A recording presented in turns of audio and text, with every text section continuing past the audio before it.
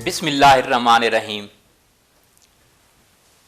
अल्लाह का कुरान कह रहा है, इन अल्लाह ला युगय्यिरु मा बिकौमिन हत्ता युगय्यिरु मा बिअनफुसिहिम।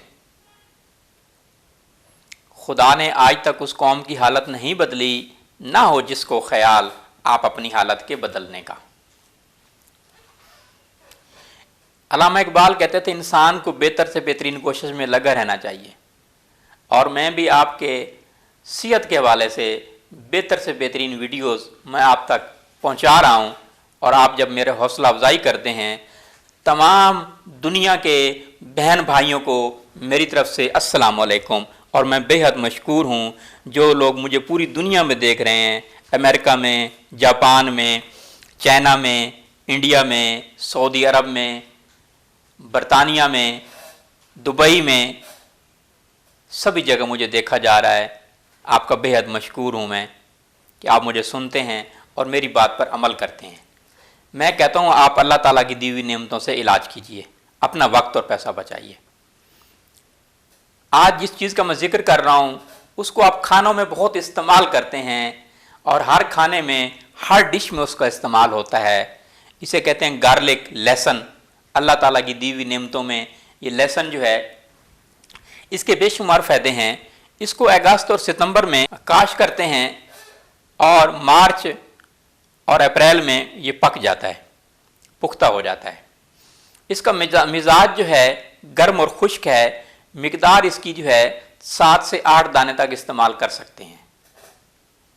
अगर लहसुन किसी भी खाने में ना हो तो खाना अच्छा नहीं बनता।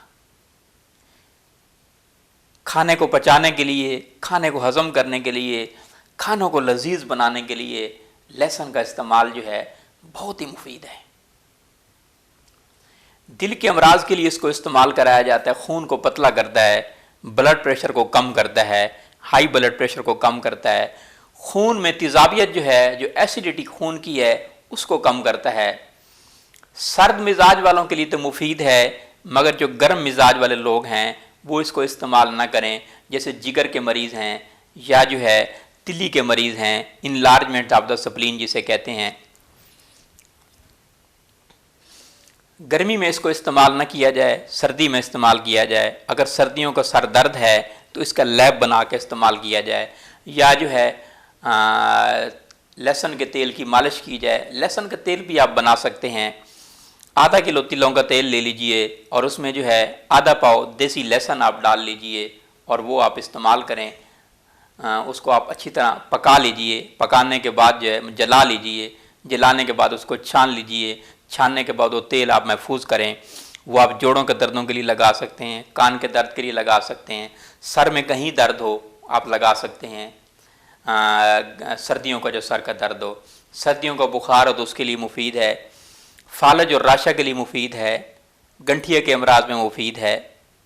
बैरूनी तौर पे कहीं चोट लग जाए उसके लिए मुफीद है लहसुन का इस्तेमाल जो है। दर्द शकीका जो है, जिसे आधे सर का दर्द कहते हैं, उसके लिए बहुत मुफीद है। लहसुन का ड्राफ्ट्स, लहसुन के रस का ड्राफ्ट्स बना लिए जाएं और वो सर पे लगाएं यूं करके, तो आपके सर का दर्द भी ख़त्म हो जाएगा। अगर कानों में आप वो रस डालेंगे तो कानों की सैं ख़त्म हो जाएगी। बच्चे लहसुन को इस्तेमाल करें। खांसी के अमराज में बच्चों के लिए बहुत मुफीद है। खांसी के अमराज में लहसुन और शहद का रस मिला के इस्तेमाल किया जाए तो इससे आपकी खांसी दूर हो जाएगी। दमा के अमराज में मुफीद है। दर्द कान के लिए जैसे मैंने बताया लहसुन का रस इस्तेमाल करें, बहुत ही मुफीद है कानों के दर्द के लिए।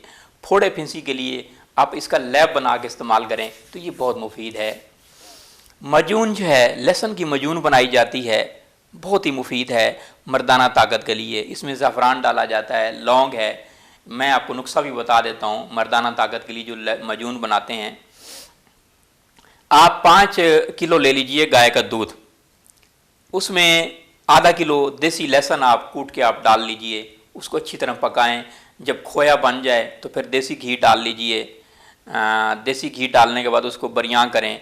उसके बाद उसमें जो है एक पाव आप बादाम डाल लीजिए, 1 पाव पिस्ता डाल लीजिए, और 1 छटांग ज़ाफ़रान डाल लीजिए, और 1 छटांग आप लौंग डाल लीजिए, 1 छटांग दालचीनी डाल लीजिए, और आधा पाव आप खुलंजा डाल लीजिए। ये आपकी मजून बन जाएगी। मजून आप इस्तेमाल कर सकते हैं असाब की कमज़ोरी के लिए, दिमाग की कमज़ोरी के लिए। सर्दियों में इसको इस्तेमाल करें तो ये बहुत ही मुफीद है। क़ुव्वत समात के लिए लहसुन का इस्तेमाल कराया जाता है। ये कानों में डालें जिनको कम सुनाई देता है। दांतों के दर्द के लिए लहसुन जो है ना अपना रुई की शक्ल में जो है रुई में डाल के दांतों में रखा जाता है। इसका तेल भी मुफीद है लहसुन का जो है दांतों के दर्द के लिए। जिन ख़वातीन को पस्तानों की सूजन होती है या पस्तानों का ढीलापन हो जाता है उसके लिए जो है लहसुन का लेप किया जाता है पस्तानों पे जो है।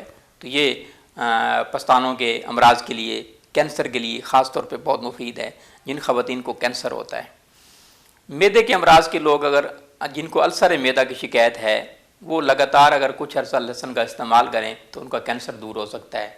कैंसर के सभी अमराज के लिए मुफीद है। कैंसर के बचाव के लिए मुफीद है। दिल के अमराज के लिए जैसे मैंने बताया। इसी तरह जो है मोटापा को कम करता है, ओबेसिटी को कम करता है, कोलेस्ट्रॉल को कम करता है, LDL को कम करता है लहसुन का इस्तेमाल जो है। तो आप लहसुन का इस्तेमाल कीजिए।